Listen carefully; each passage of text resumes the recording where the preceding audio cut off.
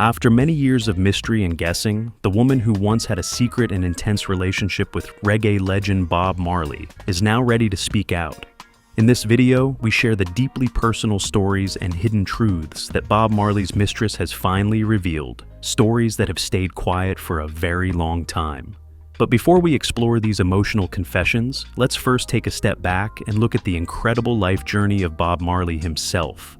Bob Marley, born Robert Nesta Marley on February 6, 1945, in 9 Mile, St. Ann Parish, Jamaica, came from a diverse background that shaped his early life. His mother, Cedella Malcolm, was a young black Jamaican woman and the daughter of Omariah Malcolm, a respected farmer and healer who used herbal remedies and had deep spiritual influence. Bob's father, Norval Sinclair Marley, was a white Jamaican of English descent, a former British Army officer, and a plantation supervisor. Norval was around 60 when Bob was born and was mostly absent, passing away when Bob was 10. His family disapproved of his relationship with Cedella, causing further distance. Bob spent his childhood on his grandfather's farm, where he lived a simple, rural life, herding goats and connecting deeply with nature and Jamaican traditions. Known for his quiet nature and interest in palm reading, he reflected on the spiritual environment he was raised in. At 12, Bob and his mother moved to Trenchtown, a tough neighborhood in Kingston. The change from countryside to city life exposed him to urban struggles, poverty, and illness, but also introduced him to a rich cultural scene. Trenchtown was the center of ska music, blending American R&B with Jamaican folk, sparking Bob's musical passion. He lived in public housing with his friend Neville "Bunny" Livingston, later Bunny Wailer. Together, they made instruments from everyday items like bamboo and sardine cans. A local musician, Joe Higgs, mentored them, teaching harmony, guitar, and performance. They were influenced by American artists such as Fats Domino, Ray Charles, and the Drifters, as well as local ska sounds. Though Cedella hoped he would learn a trade, helping him get welding training, Bob soon realized music was his calling. At 16, he recorded his first song, "Judge Not," in 1962, with producer Leslie Kong. Inspired by seeing his friend Desmond Decker's record, Bob pursued music with determination. While "Judge Not" was not a hit, it introduced themes of justice and morality that would define his future work, marking the beginning of his iconic career. After that, Bob recorded a few more songs with Leslie Kong, including "One Cup of Coffee," "Do You Still Love Me," and "Terror." "One Cup of Coffee" was released under the name Bobby Martell. These songs didn't become major hits either, but they gave Bob important experience in the studio and helped him shape his sound. At the same time, he was getting better at playing guitar and writing songs, with help from his friend Bunny Livingston, who would later be known as Bunny Wailer, and from Joe Higgs, a well-known local musician who taught them how to build songs and sing in harmony. In 1963, Bob, Bunny Wailer, and Peter Tosh formed a singing group. At first, they called themselves the Teenagers, but the name changed a few times. They became the Wailing Rude Boys, then the Wailing Wailers, and finally just the Wailers. The group grew to include other singers like Junior Braithwaite, Beverly Kelso, and Cherry Smith. Together, they created a strong and smooth vocal sound. Soon, a producer named Coxsone Dodd noticed them and signed them to his Studio One label. Their song, "Simmer Down," released in 1964, became a #1 hit in Jamaica. It sold about 70,000 copies and carried a message about reducing violence at parties. This showed Bob's early interest in using music to talk about social issues with real substance. During this early period, the Wailers worked with some of Jamaica's top musicians, including guitarist Ernest Ranglin, keyboardist Jackie Mittoo, and saxophonist Roland Alfonso. These artists helped shape the group's sound and gave their songs a polished feel. But by 1966, some of the original members had left the group. Bob, Bunny Wailer, and Peter Tosh remained, keeping the heart of the band alive and continuing to grow musically. Even though they were becoming more popular in Jamaica, the Wailers still found it hard to make money or gain attention outside the country. Bob even traveled to the United States for a while to be with his mother, who had moved there. He later returned to Jamaica to rejoin his bandmates. Around this time, Bob began learning about the Rastafarian movement, which had a big impact on him. It shaped his beliefs and brought new spiritual and political meaning to his music. adding even more depth and substance to his songs. In the late 1960s, Bob began working with producer Lee Scratch Perry. Together, they created several successful songs, such as Trenchtown Rock, Soul Rebel, and 400 Years. These songs marked a key moment in Bob's career. His music began to shift from ska to the slower, deeper rhythms of reggae, a style he would later help bring to the entire world. After Bob Marley's big break in the early 1970s, his music career quickly took off and turned him from a Jamaican artist into a global cultural icon. A major turning point came when Marley and the Wailers signed with Island Records and released Catch a Fire in 1973. It was their first album recorded in a professional studio. The album featured songs like Concrete Jungle, Midnight Ravers, and the earlier track, Stir It Up. Their sound combined reggae with rock and soul, reaching a wide audience. The album was followed by a long tour, including shows in the United States and United Kingdom, where they even opened for Bruce Springsteen. These performances helped Marley gain international attention.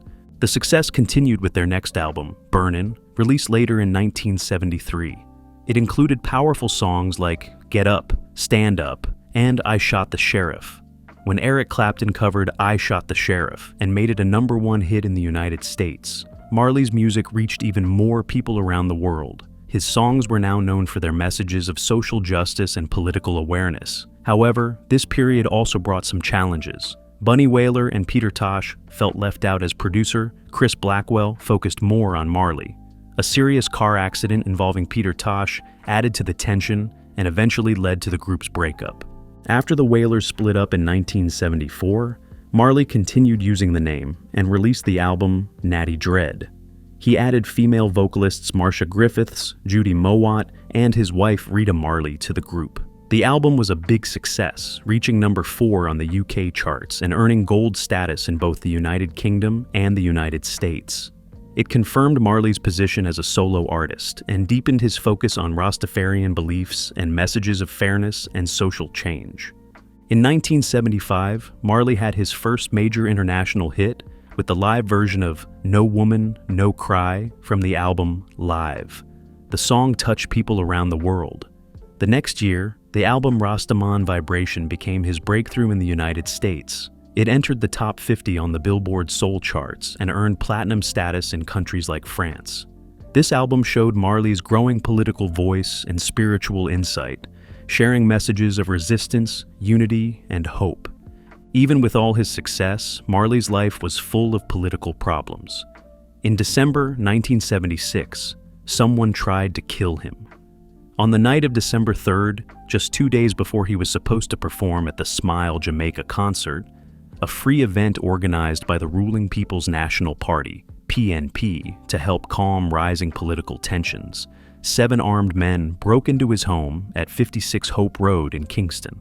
Marley, his wife Rita, and some members of his band and team were caught in the gunfire. Marley was shot in the chest and arm. Rita was hit in the head as she was leaving the house, but the bullet missed her brain, possibly because her thick dreadlocks slowed it down. Marley's manager Don Taylor and bandworker Louis Griffiths were also shot, but thankfully no one was killed. People believed the attack had political reasons. At the time, there was a fierce fight between the PNP, led by Michael Manley, and the opposing Jamaica Labour Party, JLP, led by Edward Seaga. Both parties wanted Marley's support because he had a strong influence on young people and the working class in Jamaica. But Marley didn't want to take sides. He used his fame to promote peace, not politics. The Smile Jamaica concert was meant to bring people together and stop the violence that had taken over the streets of Kingston. Still, many thought Marley supported the PNP, which may have made him a target for JLP gunmen who wanted to stop him from influencing voters before the December 15th elections. Reports and witnesses suggested the gunmen were connected to JLP's armed groups. Some stories pointed to Lester Jim Brown Coke, a well-known JLP enforcer, as the main person behind the attack. There were also claims, backed by both Jamaican political insiders and U.S. law enforcement, that the CIA helped plan the shooting. They may have done this to weaken the socialist-leaning Manley government, which the U.S. feared might follow the path of Cuba during the Cold War. Marley's manager, Don Taylor, later said he went to court hearings where some of the attackers were put on trial and executed. One of them reportedly admitted the CIA had arranged the attack in exchange for substance and weapons. Even though he was hurt, Marley still went on stage and performed at the Smile Jamaica concert just 2 days after being shot. This brave act sent a strong message against the violence happening in his country. However, after the attack, Marley no longer felt safe and decided to leave Jamaica. He moved to London for some time. Being away gave him the chance to think, grow, and continue sharing his message of peace and togetherness through his music.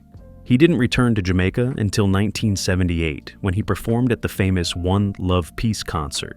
That concert was meant to help bring the country together by uniting the fighting political groups and giving people hope.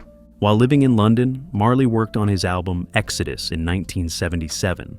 This album mixed reggae with styles like blues, soul, and British rock. Exodus was a big success, staying on the UK music charts for 56 weeks in a row. It included popular songs like the title track and Jamming, which made it into the British top 10. The album's powerful messages about spiritual freedom and political change connected with people all over the world. It helped build Marley's image as a symbol of hope and strength. In 1978, he released another album called Kaya. This one had a softer, more relaxed feeling. It focused more on love and calmness, with hits like Satisfy My Soul and Is This Love? Still, Kaya also showed Marley's deep personal thoughts about the shooting and his emotional struggles. Songs like Running Away and Time Will Tell gave a quiet look into how he was feeling during that time. During the late 1970s and early 1980s, Marley kept recording music and going on tours around the world. His last studio album, Uprising, came out in 1980. It included powerful songs that talked about politics and spiritual strength, like Could You Be Loved, Forever Loving Yah, and the acoustic song Redemption Song. Even though he had been diagnosed with cancer in 1977, Marley didn't stop making music. He went on his biggest tour ever, playing to huge crowds in places like Madison Square Garden and across Europe.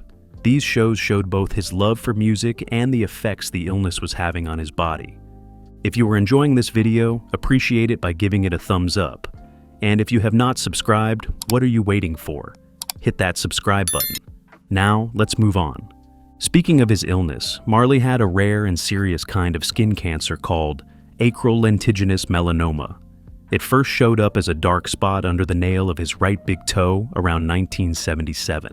At first, he thought it was just a soccer injury, which caused a delay in finding out what it really was. As the spot got worse, he saw a doctor, and a biopsy showed it was melanoma. This kind of cancer is dangerous if it's not treated quickly and seriously. Doctors advised Marley to have the toe removed to stop the cancer from spreading, but Marley, who followed the Rastafarian faith, didn't agree with that option. His religion teaches that the body should remain whole, so removing any part of it would go against his beliefs. Instead, he chose a less intense treatment. The toenail and nail bed were removed, and skin from his thigh was used to cover the area. Although this respected his faith, it allowed the cancer to keep growing under the surface. On top of that, he still had a bullet lodged in his arm from the 1976 shooting. He refused surgery to remove it, because he didn't want to risk losing feeling in his fingers, which were important for playing the guitar. Over the next few years, the cancer spread to other parts of his body, including his lungs, brain, and liver. By 1980, his health was clearly getting worse. During his last tour, Marley collapsed while jogging in Central Park, New York, a clear sign his illness was getting serious. Still, he kept performing, showing how determined and passionate he was about his music and message. Hoping for a cure, Marley went to the Joseph Easels Clinic in Germany. The clinic was known for using special cancer treatments that focused on diet and lifestyle. He stayed there for about 8 months, but sadly, the treatment didn't stop the cancer from spreading.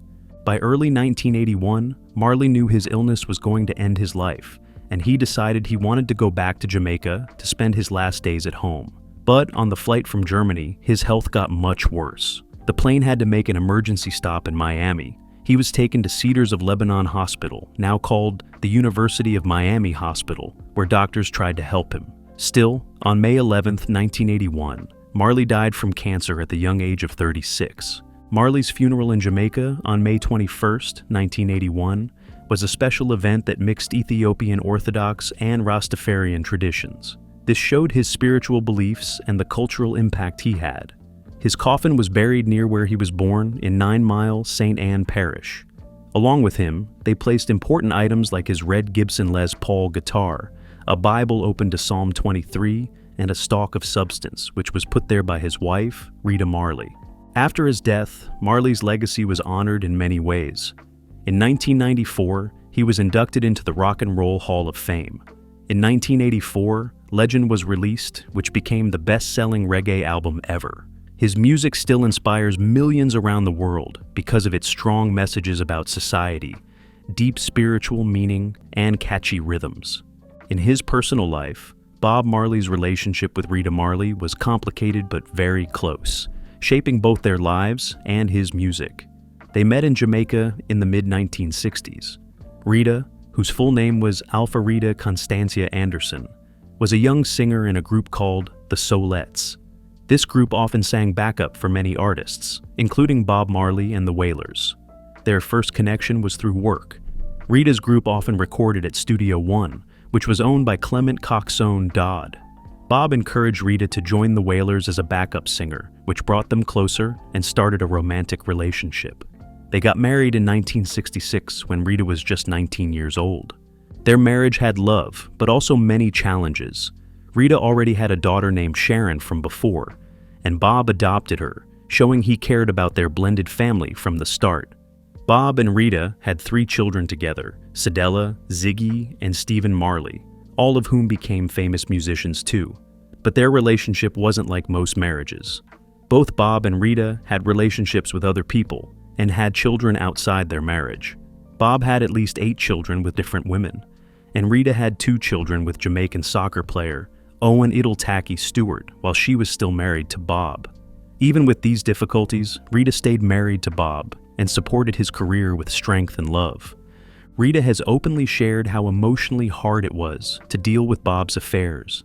In her book, No Woman, No Cry, My Life with Bob Marley, she said that even though his actions hurt her, she stayed because she loved him deeply. She described their relationship as very close, saying their love grew stronger even through the pain.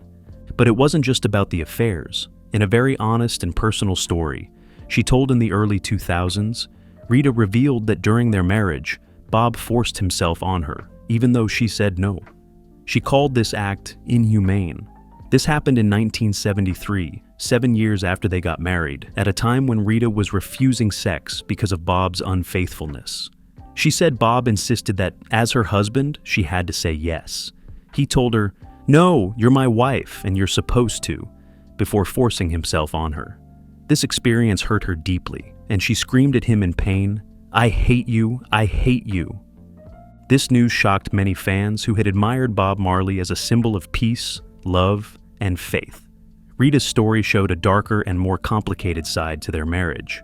Still, Rita saw their relationship in a complex way. She admitted Bob's actions were very hurtful, but she didn't think he was a bad husband. She said he always took care of her and gave her what she needed materially, even though he was corrupted by show business and the constant attention from other women who chased him. Rita said their relationship was happy before fame and the temptations of the music world overwhelmed Bob. His fame led to many affairs and children with other women, some even born while they lived together. Other people close to Bob, like his manager Don Taylor, also talked about violence in their marriage. Taylor said he saw Bob hit Rita more than once, including one time when things got so bad it caused serious damage to their home.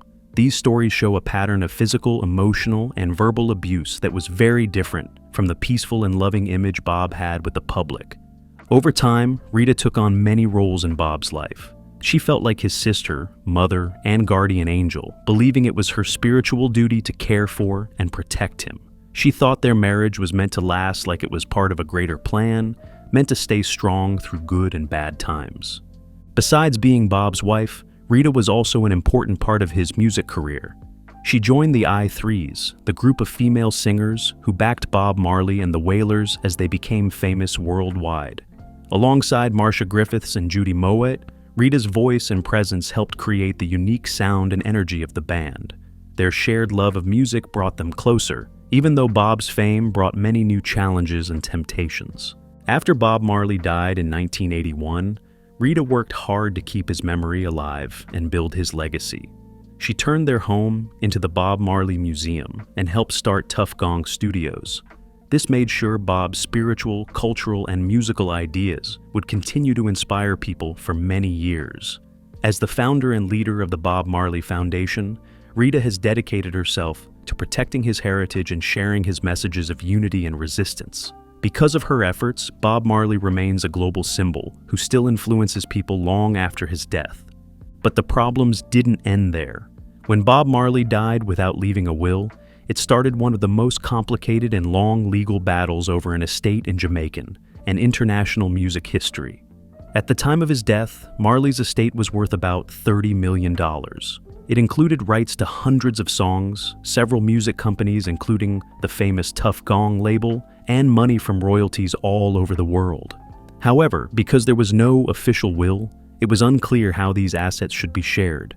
Many people claimed to be his children, and various business groups and family members all made competing claims.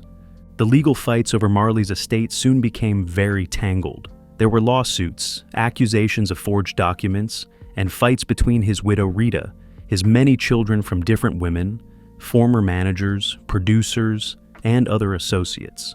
Rita Marley was legally entitled to 10% of the estate right away, and had a life interest of another 45%.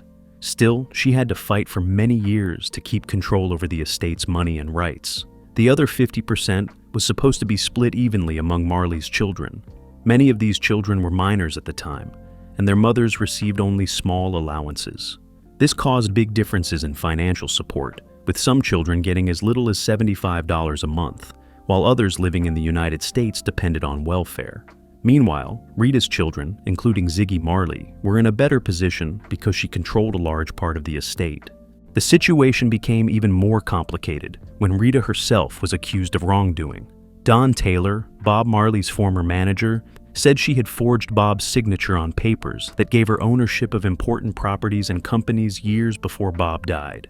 Rita admitted she was involved in the forgeries and stepped down as the estate's administrator, working with prosecutors investigating the case.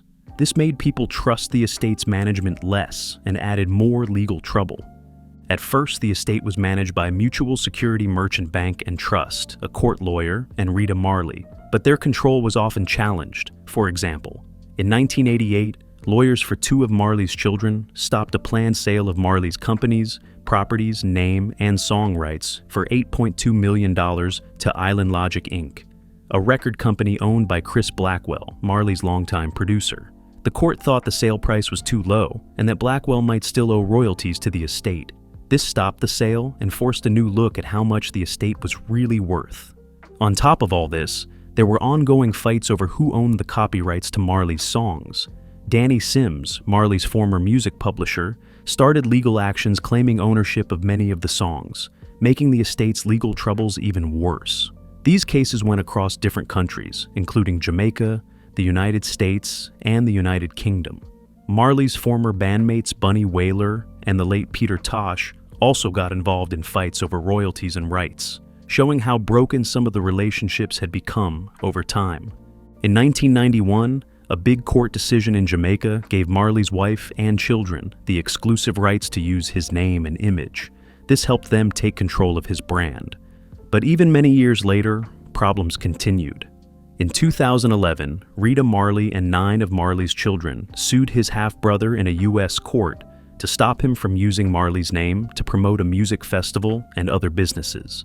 This showed how important it was for the family to protect the estate's commercial interests.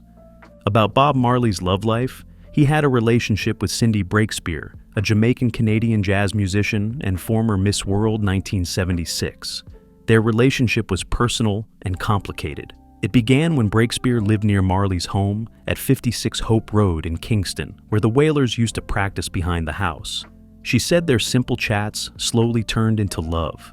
She described Marley as both intense and very attractive, a man with a clear purpose who changed her life forever.